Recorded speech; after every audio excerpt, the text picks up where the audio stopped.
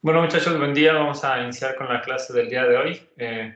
Voy a comenzar con la grabación para que nos rinda un poquito más el tiempo y quiero que igual en los últimos minutos de la clase nos tomemos un poco de tiempo para platicar un poquito de la dinámica que tendremos al entrar la próxima semana en nuestro regreso a clases presenciales. ¿Vale? Pero bueno, por mientras vámonos a terminar nuestra unidad 2 relacionada con ventilación mecánica. Y bueno, ustedes ya saben que si tienen alguna duda en particular, pueden levantar la mano, abrir el micrófono en cualquier momento y trataremos de resolver sus dudas. Entonces, ya estuvimos hablando a lo largo de toda esta unidad relacionado directamente con qué es la ventilación mecánica, los tipos de ventiladores de presión positiva, de presión negativa.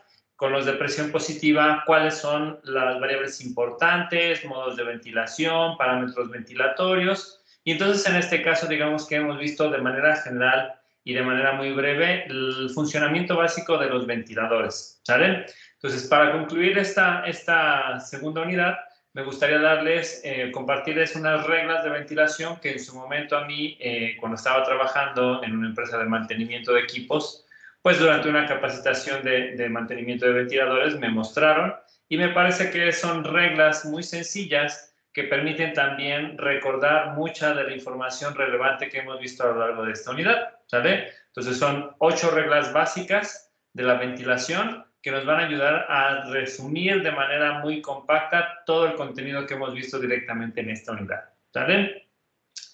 Y entonces en este caso también están diseñadas de una manera inteligente, en mi opinión, porque tienen esa relación directamente del número de la regla con la información que nosotros vamos a encontrar.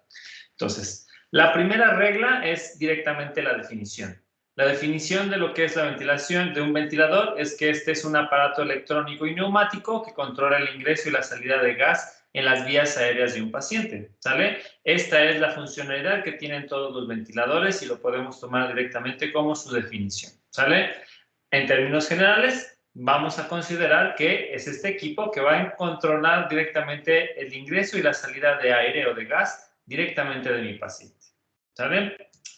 Luego nos vamos a encontrar con la segunda regla, que me habla directamente de que la ventilación mecánica, de manera general, tiene dos formas de asistencia ventilatoria. Hablamos de ventilación controlada por volumen y hablamos de ventilación controlada por presión. Dentro de la unidad también veíamos que existe la ventilación controlada por tiempo, pero debemos de entender que en términos generales, a final de cuentas, todo lo podríamos resumir en ventilación controlada por volumen y ventilación controlada por presión, porque vamos a observar que dentro de nuestras 4 variables fundamentales directamente, nosotros podemos encontrarnos esta información en específico. ¿Sale? Entonces, a pesar de la existencia directamente de otros modos de ventilación, vamos a tratar de considerar que volumen y presión son los más importantes y a partir de ahí podemos diferenciar otros submodos de ventilación controlados por tiempo, o controladas por presión o por flujo o alguna otra de las variables importantes para la ventilación mecánica. ¿Sale? Número 3. Bueno, en este caso aquí es en donde observamos el por qué queremos tener solamente definidas estas dos variables importantes. A final de cuentas, las variables fundamentales para la ventilación mecánica corresponden directamente con estas 4 variables que nosotros observamos aquí. Flujo, volumen, presión y tiempo. Pero debemos de entender que independientemente de cómo esté diseñado directamente válvula de control de flujo, que ya sabemos que es el cerebro directamente de nuestro ventilador, nosotros siempre vamos a jugar con estas 4 variables en particular. Y siempre vamos a estar entendiendo que el flujo y el volumen van siempre de la mano, porque en este caso yo voy a tener disponible un cierto volumen de aire o de gas que debo de mandar a mi paciente a una cierta velocidad y esta cantidad de volumen se relaciona directamente con el flujo. El flujo no va a ser otra cosa más que la cantidad de volumen que yo meto en una unidad de tiempo, ¿sale? Y también tienen que ver directamente la presión y el tiempo en el que yo hago el ingreso directamente de este volumen a una cierta presión. Y entonces en este caso la presión y el tiempo también van a estar relacionadas como variables que siempre van de la mano. Usualmente en la ventilación controlada por volumen, lo que yo controlo es el volumen, que significa que también tengo un control sobre el flujo, y la presión y el tiempo se vuelven variables dependientes de estas dos, de las cosas que yo estoy controlando. Por el otro lado, cuando hablamos de una ventilación controlada por presión, aquí lo que yo controlo es la presión y el tiempo, pero mi flujo y mi volumen se vuelven unas variables dependientes de estas a las que yo tengo control. Por ejemplo, si regresamos un poco hacia esta parte en específico donde dábamos los ejemplos, aquí es en donde nosotros pudiéramos observar directamente cómo están involucradas las cosas y de qué cosas yo tengo información y de qué cosas yo no tengo esa información, ¿sale? Entonces, en este caso, aquí nosotros podemos entender que para los tiempos en específico, yo estoy involucrando directamente al flujo y a los volúmenes, y a partir de esos mismos flujos yo puedo obtener la información que me permite obtener el flujo inspirado total deseado, ¿sale? Pero están relacionados de manera directa estas dos variables para la obtención, en este caso, de lo que puede ser la presión y lo que puede ser el tiempo, que se vuelven variables dependientes. En el otro caso en específico, por ejemplo, aquí hablamos de nuevo de una situación en donde lo que yo controlo es la presión, y la presión está relacionada directamente con lo que corresponde con lo que es la diferencia de presiones que están involucradas directamente para obtener el flujo, y en este caso también los tiempos específicos en el que yo los voy a hacer, ¿sale? Entonces siempre debemos de tener presente esta situación particular de la regla 3, de la regla 2, que me menciona directamente cuáles son mis variables importantes en la ventilación mecánica y cómo van controladas en cada modo de ventilación, controlado por volumen o controlado por presión. ¿Va? Mi tercera regla me indica que existen 3 maneras en las cuales se puede iniciar la fase de inspiración mecánica. Es decir, el inicio de la expiración durante un proceso de ventilación, hay 3 maneras de que esto se puede iniciar. Número 1, por la máquina, es decir, por el ventilador, al cual yo le puedo fijar directamente la frecuencia respiratoria, y entonces en este caso yo puedo tener inspiraciones que pueden ser controladas, mandatorias o asistidas. ¿Sale? Una segunda manera de iniciar la fase de inspiración durante la ventilación mecánica es a través del paciente. Cuando éste tiene fuerza suficiente en toda su estructura muscular para realizar la respiración, entonces en este caso, pues aquí nosotros vamos a estar sensando en el equipo una sensibilidad para que una vez que ésta sea alcanzada, entonces el ventilador pueda ayudar directamente al paciente a realizar el inicio de la inspiración. Y entonces en este caso, a través del paciente, pues podemos encontrarnos con ventilaciones asistidas, sincronizadas o soportadas por presión. ¿Sale? Todo esto relacionado directamente a los modos de ventilación que hemos estado observando. Y por último, podemos encontrarnos una tercera forma de iniciar la inspiración, que es a través del operador. Que entonces, en este caso, hablamos de situaciones en las que el experto clínico o la persona que está supervisando la ventilación mecánica puede iniciar directamente la ventilación en el paciente a través de una bolsa AMBU o a través de un botón o una membrana en particular, que entonces en este caso es lo que se va a conocer como respiración manual, porque es decisión directamente de un operador o de un usuario cuál va a ser la frecuencia respiratoria a tener, qué tanto volumen o flujo o porción voy a estar proporcionándole directamente al paciente, y se hace de manera externa. Entonces aquí depende totalmente de la experiencia del usuario y no tanto de los parámetros que se hayan configurado en el ventilador. ¿Va? ¿Alguna duda hasta aquí, muchachos?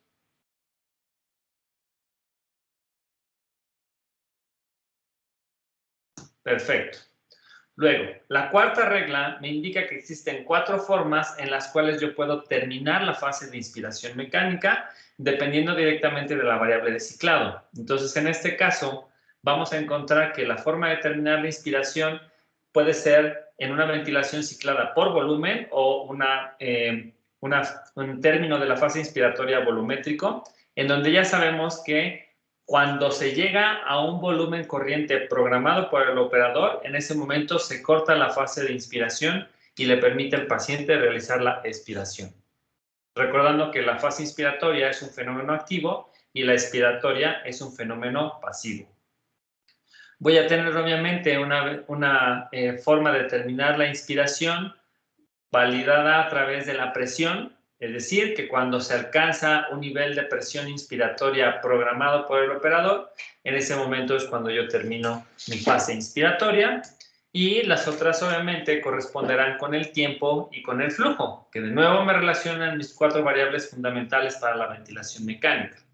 Ventilación ciclada por tiempo, en este caso está limitada por presión, y aquí se termina la inspiración cuando la variable termina ese tiempo inspiratorio, ¿sale? Si cumplimos un tiempo en particular, entonces en ese caso ahí corto la inspiración y permito al paciente que realice la expiración de manera pasiva. Y el último, en las ventilaciones cicladas por flujo, cuando alcanzamos el porcentaje de flujo determinado, entonces en ese momento es cuando de nuevo vamos a cortar directamente la ventilación, ¿sale? Entonces en este caso, de nuevo, mis 4 variables fundamentales me muestran una información importante para formas en las cuales yo puedo terminar la fase inspiratoria durante la ventilación mecánica. Posteriormente, yo me voy a encontrar con que existen al menos 5 modos de ventilación para cuando yo tengo que realizar una ventilación controlada por volumen y 5 modos para cuando la tengo controlada por presión, que son los que ya vimos en la clase y que en este caso pues representa para las ventilaciones controladas por volumen, ventilación mecánica controlada, que es esta de acá, asistido controlada, mandatoria intermitente, presión positiva continua en vías aéreas y ventilación mecánica manual. Entonces, todos estos modos de ventilación son exclusivos de control por volumen. Y por el otro lado, en cuestiones de presión, los 4 primeros se repiten: ventilación mecánica controlada, asisto controlada, mandatoria intermitente, presión positiva en vías aéreas, y en este caso también tengo el parámetro de la relación inspiración-expiración inverso para poder terminar directamente con esta fase inspiratoria artificial, ¿vale? De nuevo, recordemos que para modos de ventilación, en los equipos pueden existir decenas de diferentes modos de ventilación. Solamente hay que considerar que usualmente son la combinación de los básicos, que son estos 5 aquí que se presentan, dependiendo de la variable de control que yo quiera estar trabajando. ¿Sale? ¿Dudas hasta aquí, muchachos?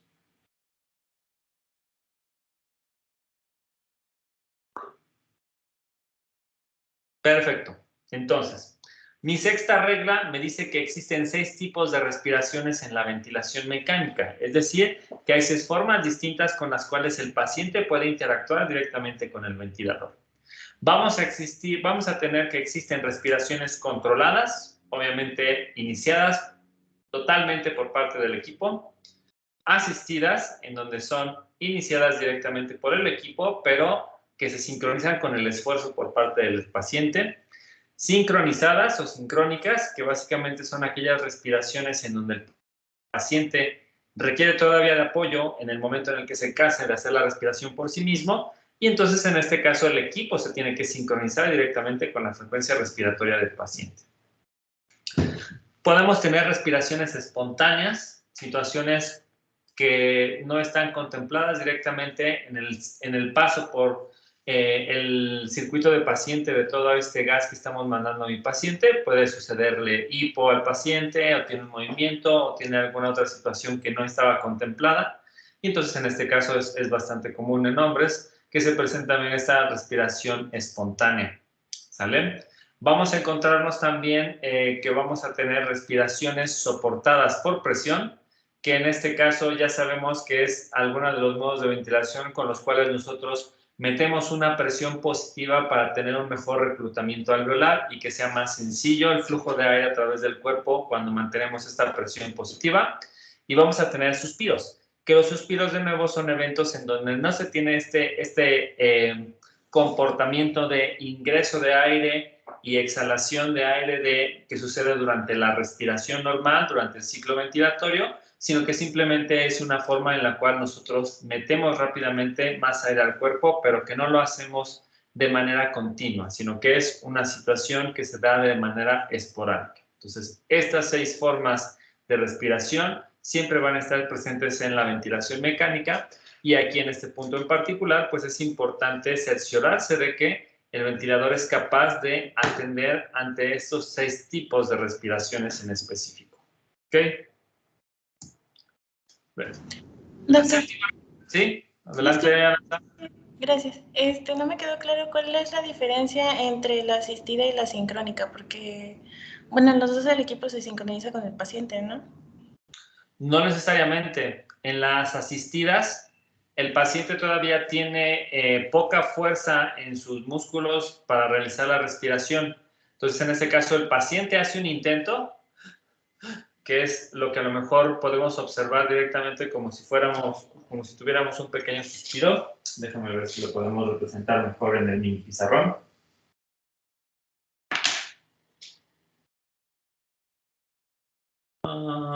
Cambiamos para acá.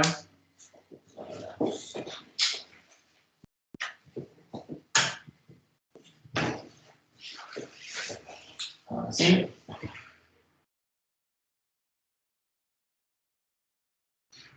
Entonces, en este caso, nosotros recordábamos una gráfica que ya habíamos visto en la cual tenemos el comportamiento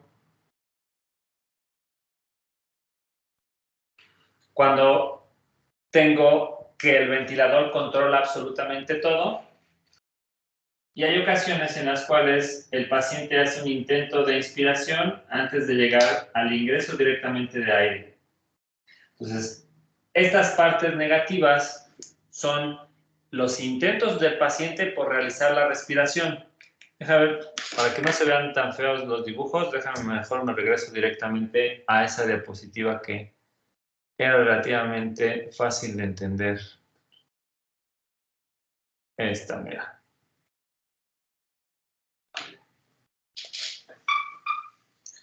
Entonces, aquí probablemente se entiende mucho mejor esa parte en específico. Entonces, las que nosotros observamos como estos triángulos que intentaba pintar yo, esta es la manera en la cual el ventilador mete la presión en el paciente directamente, ¿sale? Entonces, lo mete de una presión positiva y luego deja que salga de manera normal durante la expiración. En las situaciones en las que yo la tengo asistida, entonces en este caso, mi paciente genera un pequeño esfuerzo, pero este esfuerzo no es suficiente para poder realizar el proceso de abrir vías aéreas y que ingrese el aire directamente hacia el paciente. Entonces, el ventilador detecta estos esfuerzos, pero en términos generales, el ventilador está programado para realizar una misma frecuencia respiratoria. Por eso, si tú observas aquí arriba, en esta gráfica en específico, cuando es controlado, están más o menos equidistantes todos estos picos, que significa que tienen más o menos la misma frecuencia. En el asistido controlado se mantiene aproximadamente esta distancia equidistante porque el ventilador está programado directamente para esa frecuencia respiratoria. Pero en el evento en el que a lo mejor el paciente hace un intento por respirar, pero todavía está muy débil, el ventilador reconoce sus esfuerzos y en ese punto en particular inicia el proceso de la ventilación, la inspiración. Pero no necesariamente si el paciente no hace ningún esfuerzo, el ventilador sigue funcionando de manera normal a la frecuencia respiratoria que tiene programado el ventilador, ¿sale? En el caso de las sincronizadas, aquí es al revés. Se va a sincronizar el ventilador con la frecuencia respiratoria de mi paciente. Mi paciente ya tiene suficiente fuerza en sus músculos para poder realizar la respiración por sí solo, pero todavía son músculos que se encuentran débiles o que se cansan relativamente rápido, y entonces en este caso es ahí donde viene la diferencia. El paciente está respirando a una frecuencia en particular, el equipo está censando que el paciente realice estos esfuerzos en específico, y si por alguna razón el paciente se cansa demasiado y ya estamos llegando al límite directamente de los tiempos en los cuales yo debería de hacer una inspiración, entonces en ese caso es cuando el ventilador entra a sustituir. Por eso aquí en este caso en específico observamos que a lo mejor no están tan alineadas directamente estos picos como sucedían en el controlado. Aquí el paciente inspira cuando puede y que aunque no puede respirar, el ventilador lo reconoce este esfuerzo y él es quien se encarga de meter gas en el paciente. En la sincronizada, el paciente ya puede respirar por sí solo, pero en eventos en los cuales ya se cansó de realizar muchas respiraciones por su cuenta, el ventilador entra sin necesidad de tener este intento en específico. Se está sincronizando con la frecuencia respiratoria del paciente. Entonces, en asistido controlado, paciente se sincroniza a lo del ventilador. En las sincronizadas mandatorias intermitentes, el ventilador se sincroniza directamente con el paciente. Esa es la diferencia importante, ¿sale? En uno te sincronizas tu paciente con el equipo, en la otra el equipo se sincroniza con el paciente. Y se utilizan en eventos distintos porque cambia directamente la capacidad de realizar la respiración por parte del paciente. En asistido controladas, usualmente es en casos en donde el paciente acaba de salir de un procedimiento quirúrgico y está despertando de la anestesia, todavía está muy adolorido, no puede hacer las respiraciones por sí solo, lo intenta, pero no consigue meter aire. Pues en esas situaciones es asistido controlado. Y en mandatorio intermitente, el paciente ya tiene fuerza suficiente para realizar sus propias respiraciones, pero todavía se encuentra algo débil y entonces en este caso puede haber situaciones en las cuales el paciente esté tan cansado que no pueda realizar una respiración por sí solo y entonces en este caso el ventilador reconoce, este paciente estaba respirando a una frecuencia respiratoria de 12 respiraciones por minuto y ya se tardó mucho tiempo, voy a mandar yo una, ¿sale? Pero aquí yo ya sé directamente que el paciente tiene su propia frecuencia respiratoria. No tengo que ajustarle los parámetros como si fuera directamente en asistido controlado. ¿Va? Sí, doctor, gracias. ¿Más dudas?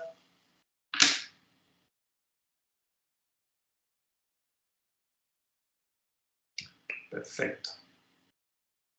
Entonces, y vamos en la regla 6,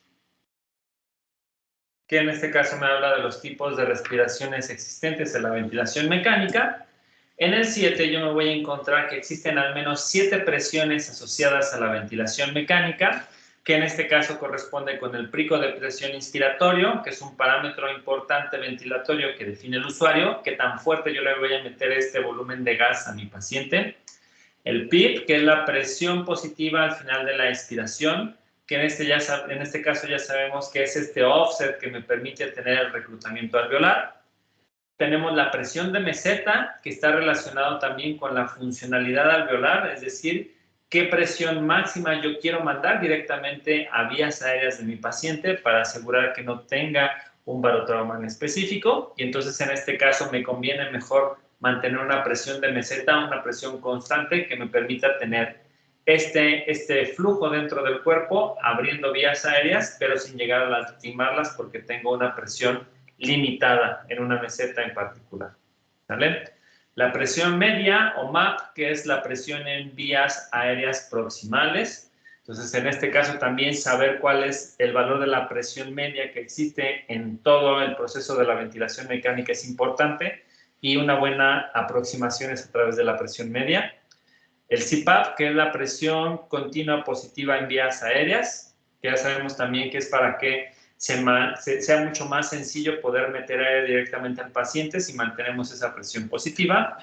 Va a existir la presión esofágica, que es usualmente la principal presión que nosotros trataremos de superar en el momento de realizar la ventilación mecánica del paciente, porque entonces en este caso este es como que el conducto de la vía del sistema respiratorio más grande que nosotros tenemos que mantener abierto y entonces en este caso se requiere un cierto tipo de fuerza para poder mantener esta situación trabajando, ¿sale? Tener ese offset que mantenemos nosotros siempre al final de manera continua para que las vías aéreas no se colapsen.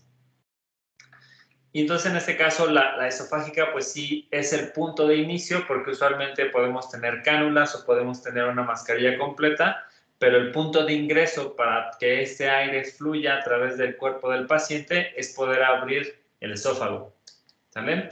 Y el auto-PIP, que en este caso es una presión que tienen todos los ventiladores modernos, en donde pueden tener definida de manera automática cuál es la presión positiva al final de la expiración que debería de tener ese paciente en específico, dependiendo directamente de características como pueden ser su peso, su edad, el tipo de patología que ellos tengan, y entonces se trata de ajustar en automático directamente esta presión positiva al final de la expiración.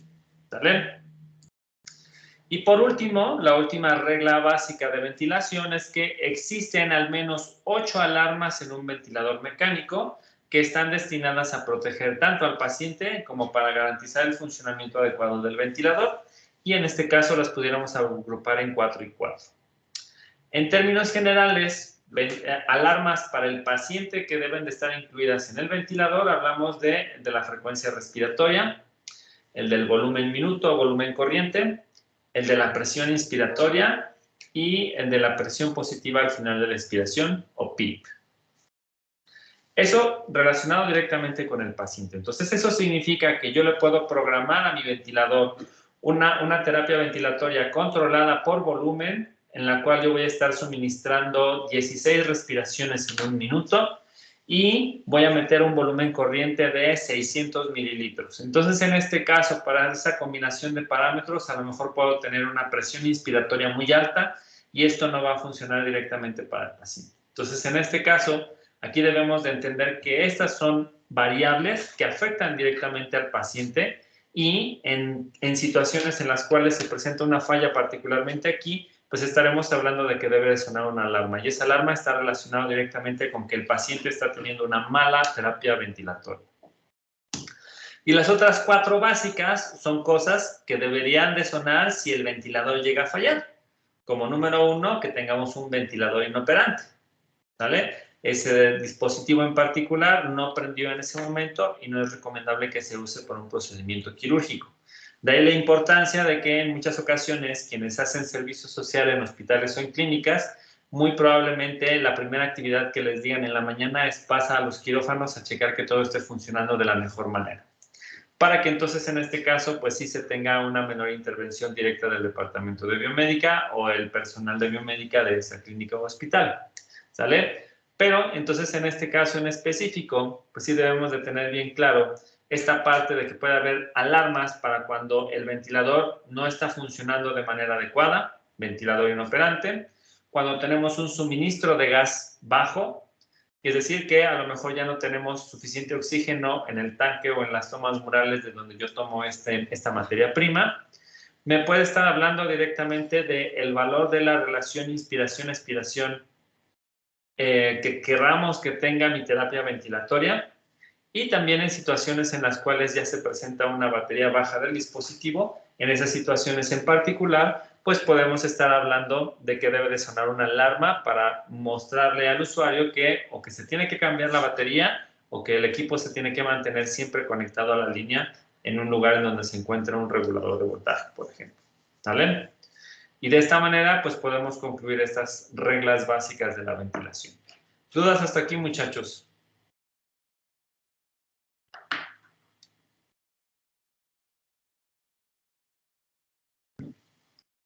Voy a buscar a ver si está disponible alguna de las grabaciones de los webinars que ha habido con anterioridad para que ustedes las vean y entonces en este caso entiendan, por ejemplo, que aquí lo estamos observando o entendiendo el funcionamiento interno y externo de los ventiladores de manera muy superficial.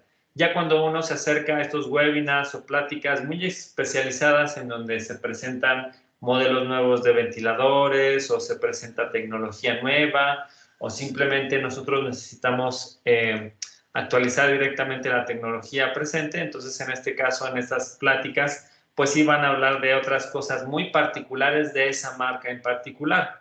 El año pasado tuvimos muchos webinars ofrecidos por parte de Dräger México y en este caso había situaciones relacionadas directamente con ventilación, en donde se mostraba que pues esta marca en específico tenía particularidades, sus equipos más modernos, más nuevos, tenían algunas funcionalidades particulares que a final de cuentas no es más que una combinación de los principios básicos que ya existían en la ventilación mecánica, como los que presentamos directamente en esta unidad.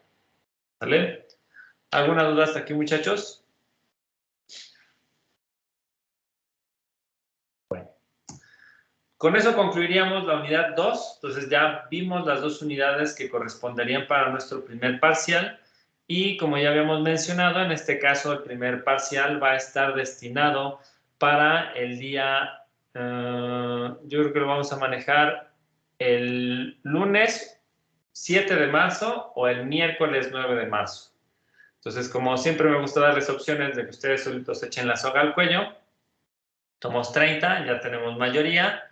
¿Quién vota porque el primer parcial sea el día lunes 7 de marzo? Levanten su mano aquí en el chat, muchachos, por favor.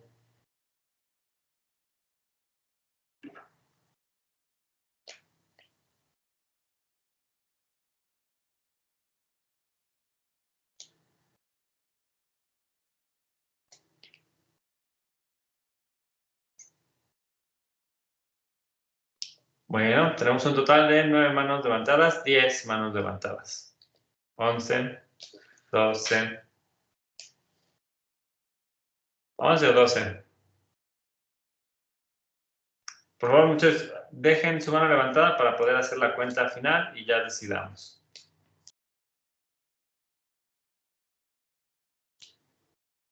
Ok, gracias. Ahora sí, bajen todos la mano.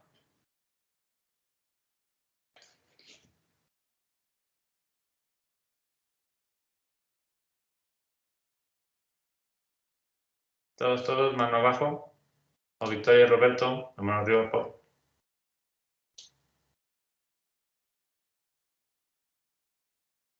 Roberto, ¿tienes alguna duda? ¿No? No, profe, es que no se baja. Ok. Entonces, ahora levanten la mano quién quiere el examen para el día miércoles 9 de marzo.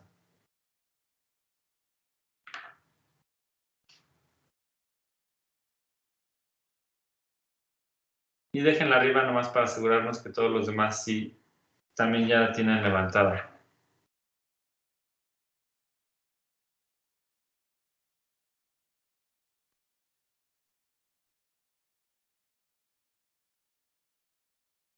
¿Alguien más? ¿No? ¿Nadie?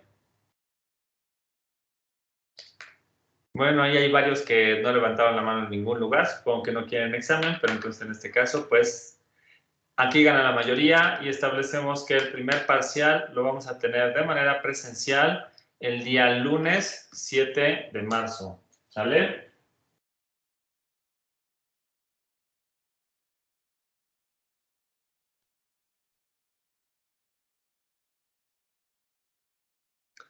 Para que se vayan preparando, yo creo que de todas maneras pues vamos a buen ritmo. Entonces, en este caso, yo sé que hay algunos de ustedes que tienen esta problemática de que no pueden asistir de manera presencial a las clases. Entonces, en este caso, para quienes estén en esa situación, les voy a plantear 2 opciones. La primera de ellas es que los exámenes parciales ustedes los realicen de manera oral. Y la segunda es que en lugar de que presenten exámenes parciales, presenten un examen ordinario de todo el contenido del curso al final del semestre y ese examen ordinario va a sustituir el promedio de sus 3 exámenes parciales. ¿Sale? Entonces, ese último examen ordinario sí lo tendrían que hacer de manera presencial en alguna de las ocasiones en las que tengan que venir directamente a la UASLP. ¿Sale? Entonces, ahorita quienes tengan esa problemática en específico, no es necesario que me contesten en este momento, pero contémplenlo como las opciones que yo les puedo brindar para la parte de las evaluaciones parciales del curso. ¿Ok? Y en su momento, por correo, por mensaje a través de Teams, pues me indicarán directamente cómo está su situación particular, qué opción eligen, pero son las 2 maneras en las cuales yo pudiera hacerles la evaluación de los exámenes en el curso. Y para la parte de las evaluaciones de proyecto, pues ya saben que sí tenemos fechas establecidas o vamos a definir fechas establecidas en las cuales se les va a asignar a cada equipo un día y una hora para poder mostrar los avances y en ese caso también pues se pediría directamente que traten de estar presentes o que se llegue a algún acuerdo directamente con los compañeros de equipo. Para la parte de la evaluación de proyecto, los avances, las 2 revisiones que tenemos, más la entrega de proyecto final, aquí les comento que lo que suelo hacer es que de todos los integrantes del equipo, al azar se elige a uno y ese uno se vuelve el representante de todos los miembros del equipo. Es decir, a ese representante durante la evaluación yo le preguntar de todo, de los circuitos, de la bitácora, de la implementación, de qué se ha hecho, de cómo buscaron, si hay especificaciones técnicas que modificaron, si hay diseños de circuitos, por qué los hicieron de esa manera. Entonces, de ahí la importancia de que en la bitácora esté toda la información, independientemente de que esa persona haya sido a quien le tocó esa parte de avanzar en el proyecto o no. Como equipo, ustedes tienen la responsabilidad de saber todo relacionado con el proyecto y entonces por eso es importante que se tenga como que esta evaluación desde mi punto de vista para que se comprometan en todos participar directamente. Entonces, en este caso, si por alguna razón alguno de las personas que no puede venir es quien sale sorteado directamente para representar al equipo, pues puede haber problemas, ¿no? Entonces, en este caso, ahí es en donde el equipo va a tratar de encontrar alguna propuesta. Si ellos dicen, no, ella no puede venir en este momento, pero la última la entrega a esa persona, estamos de acuerdo.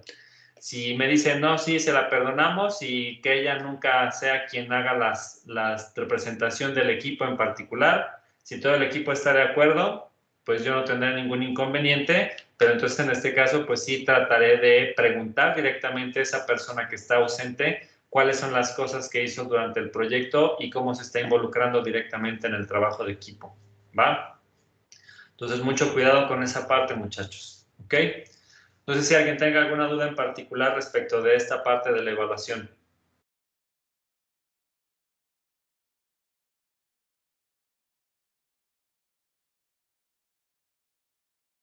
¿No? Ok. Entonces, eso es relacionado directamente a cuando hacemos examen parcial y más adelante revisaremos las fechas específicas para hacer las revisiones de los avances de su proyecto. Y entonces ahora hablando directamente de las sesiones de las clases presenciales, en la última información que han brindado las autoridades de la facultad, pues sí han mostrado esta parte que es un poquito complicado de entender en el sentido de que oficialmente no tenemos autorización de utilizar los espacios de la torre a capacidad completa, es decir, laboratorios, centro de cómputo, biblioteca.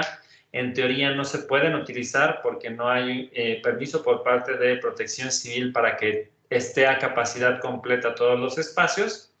Sin embargo, han mencionado que, por ejemplo, de manera controlada, siguiendo los protocolos de COVID establecidos para cada espacio, sí se puede solicitar el uso de algunos laboratorios, ¿sale? O de algunos espacios. Entonces, por ejemplo, me comentan que Centro de Cómputo de la Torre va a estar habilitado como uniespacio. ¿Qué significa esto? Si ustedes requieren tomar una clase, hacer uso de una computadora, pues se pueden dirigir directamente al laboratorio, al Centro de Cómputo de la Torre y hacer uso de ellos siempre y cuando haya espacio disponible, ¿sale? Que aquí en particular se tiene que entender que hay que seguir las reglas de cada espacio. Entonces, Centro de Cómputo es quien va a decir, pueden ocupar las computadoras a toda la capacidad del laboratorio o tenemos que dejar una computadora sí y una no y entonces la capacidad se reduce al 50% o al 30%. Entonces, ellos tienen su propio protocolo establecido y son quienes imparten sus reglas para uso de ese espacio.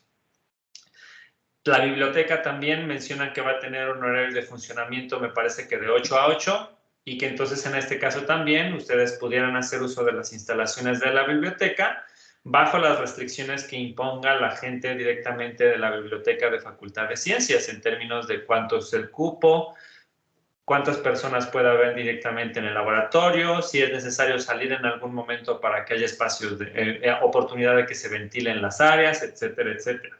¿Vale? Y en este caso también vamos a contar con la posibilidad de acceder al laboratorio de instrumentación biomédica avanzada para que avancemos un poco en los proyectos. Sin embargo, para un grupo de 40 no hay posibilidad de que todos asistamos en el mismo espacio. Entonces, en este caso, yo estoy platicando con Lalo para que definamos cuál es la capacidad máxima de alumnos que puede tener el laboratorio y los horarios en los cuales se va a poder utilizar. Porque aquí en particular, como hablamos de un laboratorio en donde hay manejo de dispositivos, de equipos, multímetros, fuentes, de los espacios en específico, Por ejemplo, para mi clase yo sí voy a apartarlo en donde tengamos los espacios presenciales, pero en nuestros horarios diferentes al de mi clase, pues tendremos que ver si hay tiempo suficiente para que se ventile el espacio o los horarios en los cuales los vamos a poder manejar. Recuerden que el Laboratorio de Instrumentación Biomédica Avanzada funciona solamente de las 8 de la mañana a las 4 de la tarde, que es el horario en el que funciona su contrato de Eduardo. En el Laboratorio de Instrumentación Biomédica Básica se cuenta con 2 técnicos y por eso ese normalmente debería de funcionar de las 8 de la mañana a las 8 de la noche. Pero de nuevo, hay que esperar a ver qué es lo que dice el responsable del laboratorio, que en este caso es el doctor Edgar Arce, para saber si van a estar dispuestos a recibir un cierto número de gentes en horarios particulares o si van a tener una capacidad más grande o si va a tener que ser necesario definir espacios o cómo se va a apartar el laboratorio, etcétera, etcétera. Entonces, esa parte del uso de laboratorios todavía estamos averiguando cómo lo vamos a trabajar. Yo les podré mencionar cómo trabajar o trataré de trabajar directamente en el Laboratorio de Instrumentación Biomédica Avanzada, pero tenemos todavía que pensar cómo lo podemos atender. Les puedo adelantar que, viendo un poquito la capacidad de nuestro laboratorio, yo estoy pensando que el de Instrumentación Biomédica Avanzada va a tener una capacidad máxima de 20 alumnos en un mismo espacio de tiempo. En el peor de los casos de que no nos permitan utilizar el Laboratorio de Instrumentación Biomédica Básica, lo que estaba pensando hacer es que durante nuestras semanas de actividades presenciales, lunes pasan 4 equipos, miércoles pasan los otros 4 y durante toda la semana pues mantenemos actividades asíncronas y los viernes sí tenemos nuestra clase presencial de manera normal, pero lunes y miércoles los definimos como espacios de laboratorio. Y a lo mejor los lunes, los 4 equipos que estén en laboratorio, los otros 4 van a poder estar en la sala de usos múltiples trabajando, estudiando o ocupando el espacio de manera general. Y los miércoles intercambiamos. Quienes estuvieron en sala de usos múltiples los lunes se van a laboratorios el miércoles y los que estuvieron en laboratorio lunes se van al otro espacio de clases el día miércoles y así lo manejamos para que todos tengan el mismo tiempo de uso del laboratorio para este curso en particular. ¿Sale? Si me autorizan que utilicemos también el Laboratorio de Instrumentación Biomédica Básica, entonces en este caso sí nos pudiéramos dividir 4 y 4 de manera simultánea y entonces en este caso ocupar los laboratorios para este curso los días lunes y miércoles de las clases presenciales que tengamos y los viernes lo manejamos como hora de clase normal. Y de manera virtual, pues seguimos teniendo nuestras clases teóricas, lo manejaríamos entonces en este caso que siempre que tengamos clases virtuales vamos a tener solamente teoría, nos ahorramos estas sesiones prácticas y el resto de las cosas prácticas ustedes lo trabajan de manera fuera de clase, ¿vale? ¿Qué les parece la propuesta, muchachos? ¿O prefieren que sí mantengamos esa idea inicial de que los lunes, independientemente de que sea virtual o presencial, mantenemos actividades prácticas y miércoles y viernes teoría? ¿O manejamos esta idea de en presencial nos vamos al laboratorio, en virtual nos quedamos en clase? Entonces, ¿quién vota por la opción de solo lunes actividades de laboratorio? Levanten la mano.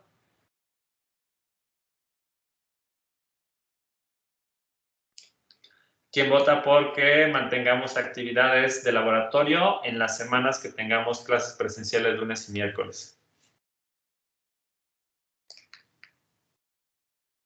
Ok, muchachos. Entonces, en este caso, aquí sí ya es más rotundo la victoria que se tiene.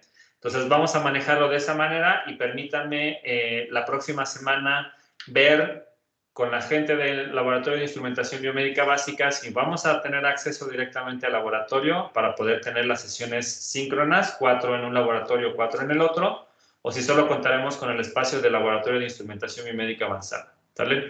Yo les estaré informando. De cualquier manera, este lunes nos vemos todos en laboratorio, en la sala de usos múltiples, aquí en el edificio 1, es el aula que se encuentra arriba del auditorio. Y si tenemos esa primera sesión directamente en laboratorio, ya saben, el lunes nos juntamos por equipos y yo paso a ver revisiones y resolvemos dudas durante las 2 horas de clase que tengamos. Y el miércoles vemos si ya si ya terminamos de acondicionar directamente el laboratorio, nos vemos allá el miércoles. Y si no, pues avanzamos con la clase teórica en particular. ¿Sale? Miriam, Jessy, ¿dudas? ¿O no me has dejado la mano levantada? Sí, profe, se la dejé levantada, una disculpa. Ok. Miriam, ¿duda? ¿No? ¿Alguna duda, muchachos? No, profe, perdón, es que mi internet se tarda un poquito. Ok. ¿Alguien alguna duda, muchachos?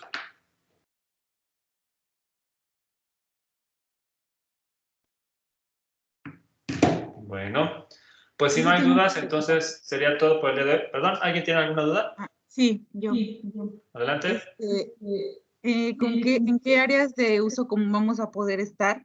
Por ejemplo, ¿la biblioteca no va a estar habilitada todo el tiempo? Correcto. O sea, te digo que en la torre, en cada espacio, tienen que preguntar con quién es el responsable y cada quien va a definir. Lo que han mencionado las autoridades es que no hay autorización de utilizar la torre a su capacidad completa, es decir, que todos nos vayamos al laboratorio y se tenga una capacidad de 40 a 45 en laboratorios, no se puede. No sé cuál es el cupo máximo que tiene biblioteca, pero ellos también tienen que decir cómo van a estar las reglas de funcionamiento. Entonces, en este caso, fuera de la torre, pues sí pueden ocupar cafetería, pueden ocupar también algunas aulas que se encuentren disponibles, pero esa secretaría académica va a decirnos cuáles son los lugares que no van a estar siendo ocupados.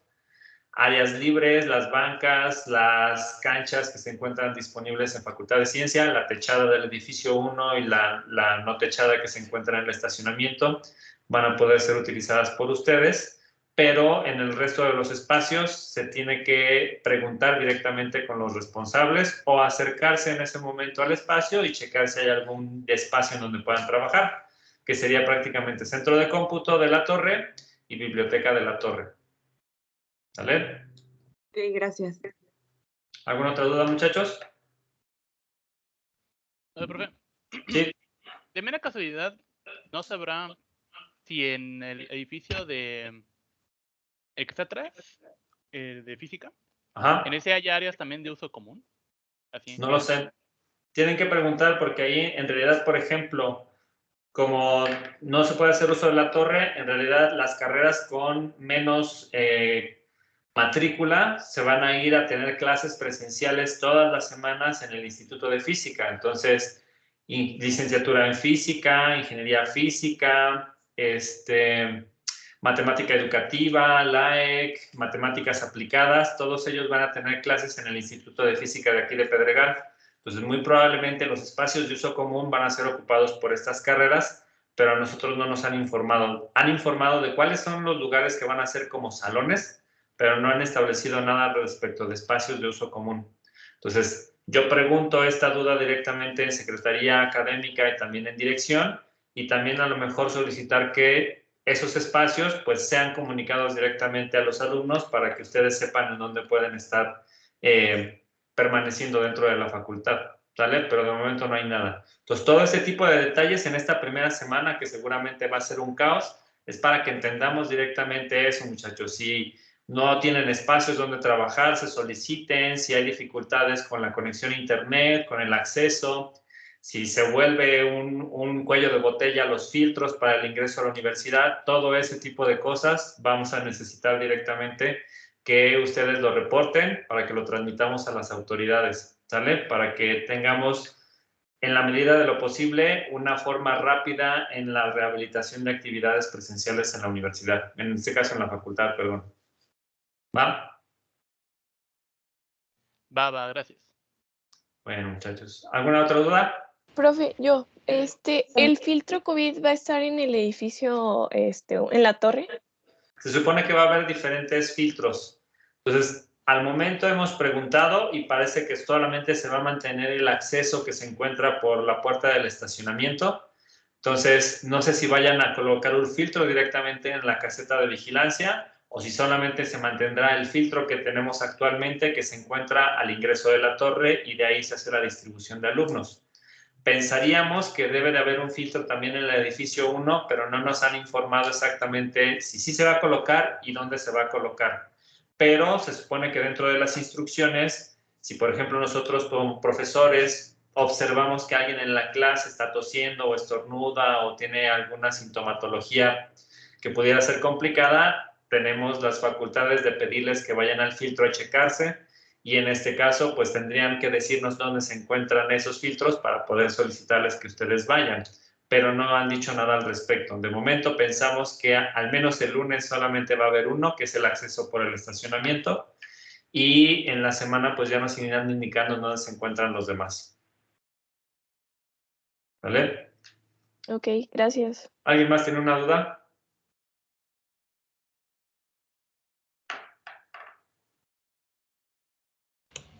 Era yo, pero era la misma pregunta. Gracias, Ok. profe. Bueno, muchachos, pues si no hay ninguna otra duda en particular, pues sería todo por el día de hoy, y pues nos vemos en presencial el próximo lunes. Gracias. Gracias, doctora. Hasta luego.